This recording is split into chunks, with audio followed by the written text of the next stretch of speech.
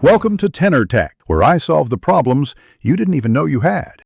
You start by verifying essentials. Vscode and Git are installed, and you have access to your SSH keys or PAT. Once ready, open Command Palette and sign out from the GitHub extension. This clears the active token. Next, remove cached credentials from your OS Credential Manager or run Credential Helper commands in a terminal. Make sure to keep a backup of any SSH keys you plan to reuse, because you will either re-add keys or configure a new token shortly.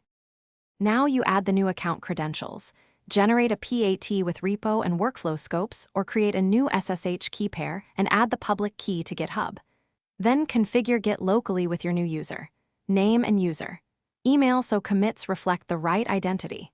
Once done, set the credential helper or update SSH config with the new key. In Vscode, sign in via the Accounts menu. Choose GitHub and authenticate with the new PAT or SSH flow to link your editor to the finish by testing a push and pull to ensure Git operations use the new GitHub account. If a repo still points at the old account, update the remote URL locally to the new HTTPS or SSH address and rerun a push. Make sure commit authorship matches your new user settings.